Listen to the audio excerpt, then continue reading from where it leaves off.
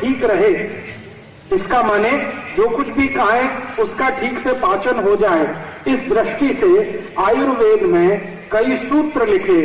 चरक ऋषि ने लिखे, भागवत जी ने लिखे, काश्यप जी ने लिखे, आत्रेय ने लिखे, ऐसे कई ऋषियों ने लिखे।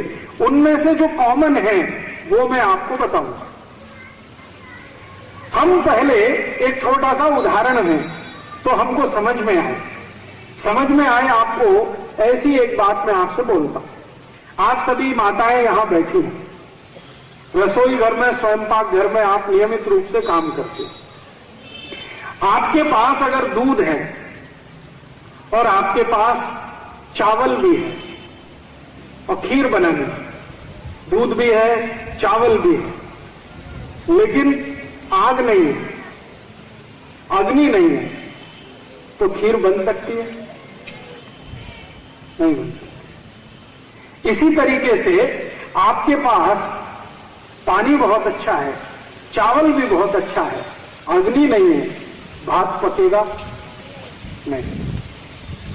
आपके पास बहुत अच्छा भाजी पाला है और बहुत अच्छा मसाला है, लेकिन अग्नि नहीं है, तो भाजी बनेगी नहीं बनेगी। मैं आपके ध्यान में ये लाना चाहता हूं कि स्वयंपाक घर में सबसे महत्वपूर्ण जो तत्व है वो अग्नि है।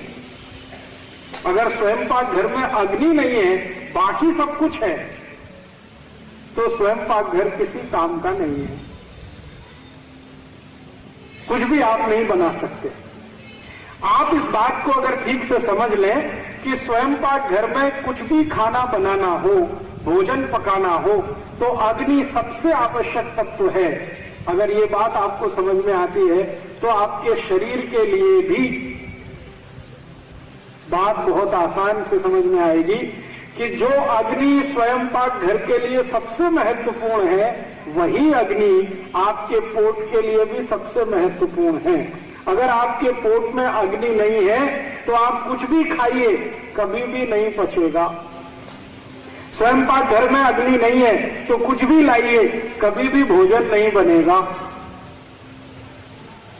तो जैसे स्वयंपाक घर की अग्नि महत्वपूर्ण है, ऐसे ही पोट की अग्नि महत्वपूर्ण है। अगर आपके पोट में बराबर अग्नि है तो आपको भोजन बहुत अच्छे से पचेगा, और भोजन पचेगा तो मैंने आपसे कहा कि उसी में से मांस, मज्जा, रक्त, वीर, मल, मूत्र और उसके जो सूक्ष्म पोषक तत्व तो सब उसी में से बनेगा। अब जो शरीर के काम का है वो शरीर में रह जाएगा, और जो बेकार है वो शरीर से निकल जाएगा। आपके शरीर के जो काम का नहीं है वो मल है और मूत्र है, तो वो मल और मूत्र तो निकल जाएगा, बाकी जो कुछ है वो शरीर के काम का है तो शरीर में रह जाएगा। अब आप ध्यान दीजिए इस बात पर कि हमारे शरीर में पेट स्थान, मध्य स्थान सबसे महत्वपूर्ण, और इस मध्य स्थान में वो स्थान जहां भोजन पचता है वो और भी ज्यादा महत्वपूर्ण, और जहां भोजन पचता है उसमें अग्नि अगर है तब तो सबसे ज्यादा महत्वपूर्ण। जैसे आप दूध में चावल मिलाकर अग्नि पर रखते हैं और थोड़ी देर में खीर तैयार हो जाती है, ऐसे ही पोट में अग्नि के उपस्थित होते ही कुछ भी भोजन आगे बढ़ने के लिए, पाचन के लिए चला जाता है। आप कुछ भी खाइए, अग्नि उसको आगे के रूप में लेके जाएगी। पहले क्या होता है, आप कुछ भी खाते हैं तो वो सब कुछ पेस्ट में बदलता है। पेस्ट का तरीका आपने देखा है, पेस्ट माने ना तो सॉलिड है और ना तो लिक्विड है, ना तो द्रव रूप है ना तो ठोस रूप है, द्रव और ठोस के बीच की अवस्था है जिसको हम पेस्ट कहते हैं। हमने कुछ भी खाया तो वो पहले पेस्ट में बदलता है, और पेस्ट थोड़ी देर के बाद रस में बदलता है, और रस के आगे की जो स्थिति है फिर वो सब है जो मैं आपको बार बार कह रहा हूं, मांस, मज्जा, रक्त, वीर, मल, मूत्र, ये सब उसी के आगे आगे निकलता है। तो आपने कुछ खाया है, वो आपके पेट में जाए, ठीक रूप से पचे और पचने के बाद उसमें से मांस, मज्जा, रक्त, वीर, मलमूत्र सम्यक मात्रा में बने, माने जितनी जरूरत है उतनी मात्रा में बने, तो जीवन पर्यंत आप बिना किसी रोग के निरोगी रहते हुए अपने जीवन को बिताएंगे। आयुष्य आपका बहुत अच्छा होगा। ये सूत्र है।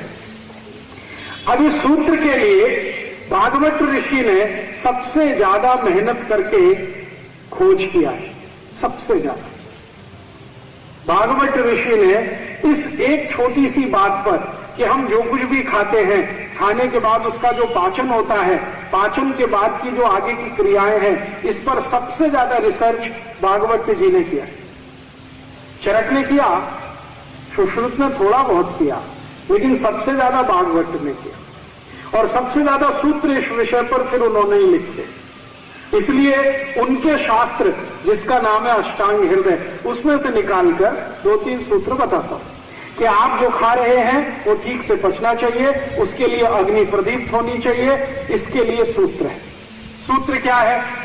आपकी अगर पेट में अग्नि अच्छे से प्रदीप्त हो रही है, आप जो कुछ भी खा रहे हैं अच्छे से पच रहा है, तो इसमें ध्यान देने की बात यह है कि कौन कौन से ऐसे तत्व हैं जिनसे अग्नि बाधित हो सकती है।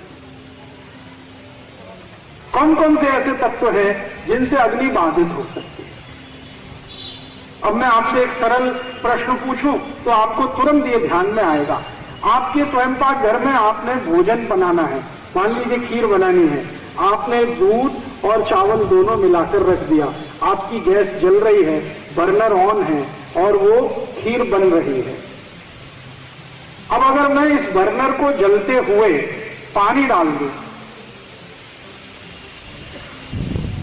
आपकी खीर पक रही है, आग जल रही है, मैं इस बर्नर को पानी डाल दूं, क्या होगा?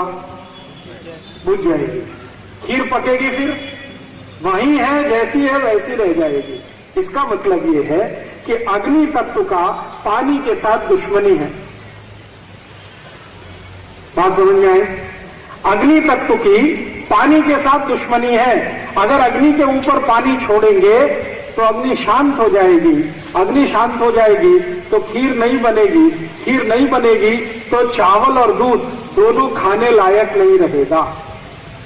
खीर बने तो चावल और दूध खाने के योग्य होगा, खीर बनेगी ही नहीं तो चावल भी खाने लायक नहीं, दूध भी पीने लायक नहीं। इसका महत्व का बात जो समझने का है वो ये कि अग्नि तत्व के ऊपर पानी ना आ जाए, इसका ध्यान हम रखते हैं कि नहीं स्वयंपाक घर में? अगर ये ध्यान आप रोज रखते हैं तो पोट में क्यों नहीं रखते इसका ध्यान? आप बोलेंगे जी हम क्या गलत करते हैं पोट में? आप गलत ये करते हैं कि आपने भोजन किया, भोजन करने के बाद उसको पाचन होना है, पाचन होने के लिए अग्नि प्रदीप्त होगी। जैसे ही आपने भोजन किया फिर गट गट गट गट लोटे पे लोटा पानी पीना शुरू कर दिया। अब क्या होगा? अग्नि बुझेगी, क्योंकि पानी और अग्नि की दुश्मनी है। अब लोटे पे लोटा पानी पीते जाएंगे तो अग्नि तो बुझ गई, अब भोजन कैसे पचेगा? स्वयंपाक घर में भोजन कैसे बनेगा? अगर अग्नि बुझ गई, पानी डाल दिया तो वहां जो स्थिति है वो ही पेट में हो जाएगी। और अगर भोजन नहीं पचेगा तो फिर क्या करेगा? सड़ेगा। और सड़ा हुआ भोजन भागवत ऋषि के अनुसार 103 रोग पैदा करेगा। एक नहीं, 103। मतलब सीधी सी बात यह है कि जो लोग भोजन के बाद गट गट लोटे पे लोटा पानी पिएंगे उनको जिंदगी में 103 रोग जरूर आएंगे। अब 103 रोग आएंगे तो डॉक्टर के तो मजे आएंगे और आपके घर का पैसा जाएगा। आप रोडपति हो जाएंगे, डॉक्टर करोड़पति हो जाएगा। ये 103 रोग कौन कौन से आएंगे उनकी सूची है। भागवत संहिता जिसका नाम है अष्टांग हृदयम, उसमें पूरी सूची है कि जो लोग भोजन के बाद गट गट पानी पीते हैं उनको 103 रोग कौन कौन से आते हैं। सबसे पहला रोग पेट में जलन होना, जिसको आप कहते हैं एसिडिटी। जो लोग भी खाने के तुरंत बाद पानी पीते हैं, 101% नहीं, 201%, 1000% उनको एसिडिटी होती ही है। आज नहीं तो कल, कल नहीं तो परसों, 2 साल बाद, 5 साल बाद होने ही वाली है। एसिडिटी तो होना ही है, पेट में जलन तो होने ही वाली है।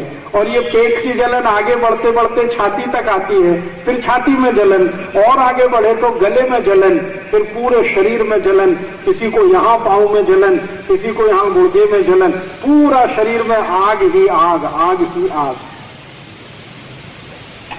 और ये अगर आग फैल गई तो पित्त बिगड़ता है, और पित्त बिगड़े तो शरीर भी बिगड़ता है, और शरीर बिगड़े तो जिंदगी बिगड़ती है। इसलिए ध्यान इस बात को देना है कि स्वयं पाक घर में दूध और चावल को पकाते समय आग का जलना बहुत जरूरी है। ऐसे ही हमारे शरीर में खाना खाने के बाद आग का जलना बहुत जरूरी है, ताकि भोजन ठीक से पके।